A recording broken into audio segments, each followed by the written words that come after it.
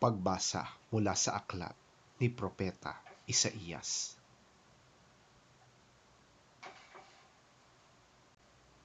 Sinabi ni Yahweh, narito ang lingkod ko na aking hinirang, ang aking pinili at lubos na kinalulugdan.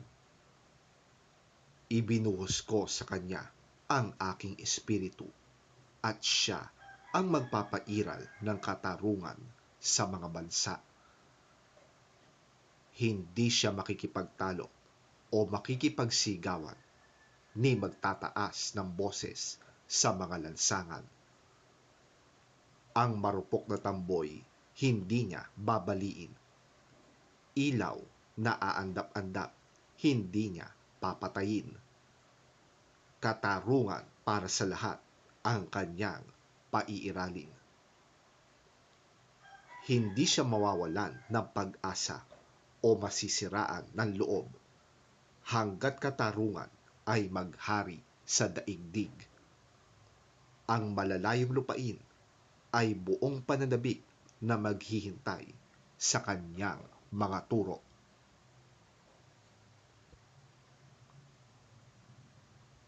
Ang Diyos na si Yahweh ang lumikha ng kalangitan. Nilikha rin niya ang lupa at nagbigay buhay sa lahat ng bagay dito sa daigdig. Kaya't sinabi ng Diyos na si Yahweh sa kanyang lingkod, akong si Yahweh ang tumawag sa iyo sa katwiran. Binigyan kita ng kapangyarihan upang pairalin ang katarungan sa daigdig.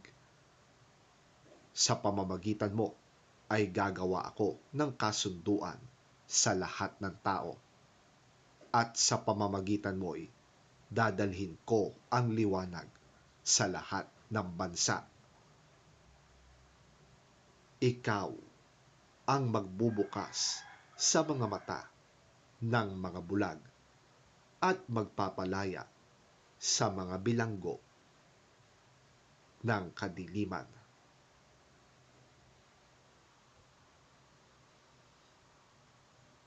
Ang salita ng Diyos. Salamat sa Diyos.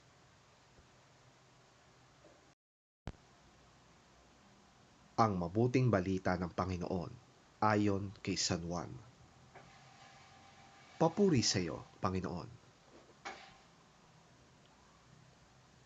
6 na araw bago sumapit ang pista ng Paskwa, si Jesus ay nagpunta sa Betania, ang bayan ni Lazaro na kanyang muling binuhay. Isang hapunan ang inihanda roon para sa kanya. Si Lazaro ay isa sa mga kasalo ni Jesus, samantalang si Marta naman ay tumutulong sa paglilingkod sa kanila. Kumuha naman si Maria ng isang bote ng mamahaling pabangong galing sa katas ng dalisay na nardo at ibinuhos sa mga paa ni Jesus. Pagkatapos, pinunasan niya ito ng kanyang buhok at humalimuyak sa buong bahay ang amoy ng pabango. Ito'y pinuna ni Judas Iscariote, ang alagad na magkakanulo sa kanya. Sinabi niya, bakit hindi na lamang ipinagbili ang pabango at ibinigay sa mga dukha ang pinagbilhan? Maaaring umabot sa 300 salaping pilak ang halaga ng pabangong yan. Sinabi yon ni Judas, hindi dahil sa siya'y may malasakit sa mga dukha, kundi dahil sa siya'y magnanakaw. Siya ang nag-iingat ng kanilang salapi at ninanakawan niya ito.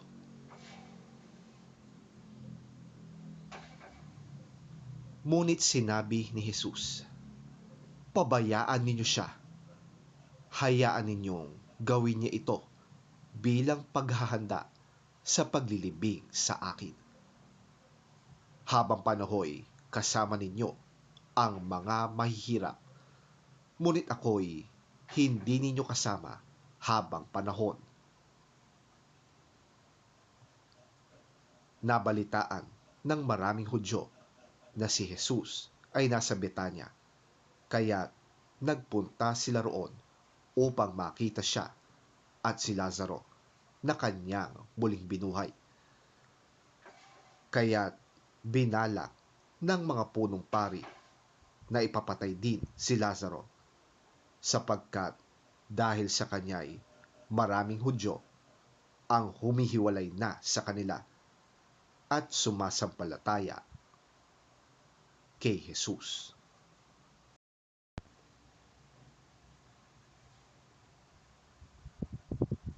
Ang mabuting balita ng ating Panginoon.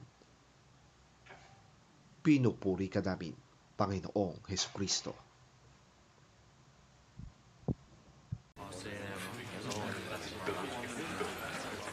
Six days before the Passover, Jesus went to Bethany, the home of Lazarus, the man he had raised from death.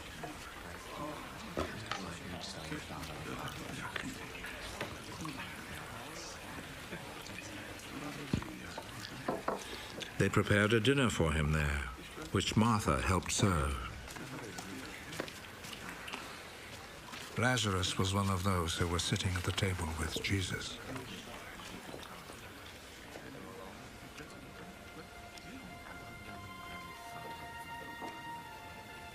Then Mary took a whole pint of a very expensive perfume made of pure nard, poured it on Jesus' feet, and wiped them with her hair. The sweet smell of the perfume filled the whole house.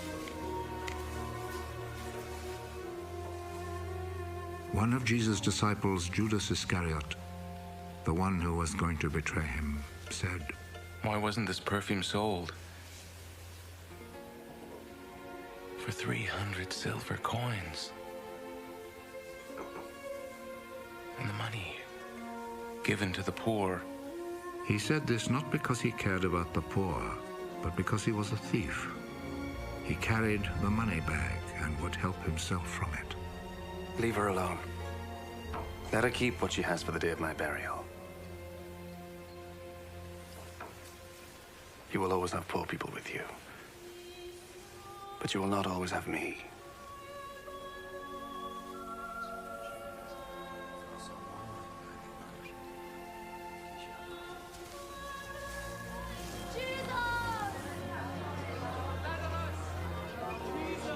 A large number of people heard that Jesus was in Bethany, so they went there, not only because of Jesus, but also to see Lazarus, whom Jesus had raised from death.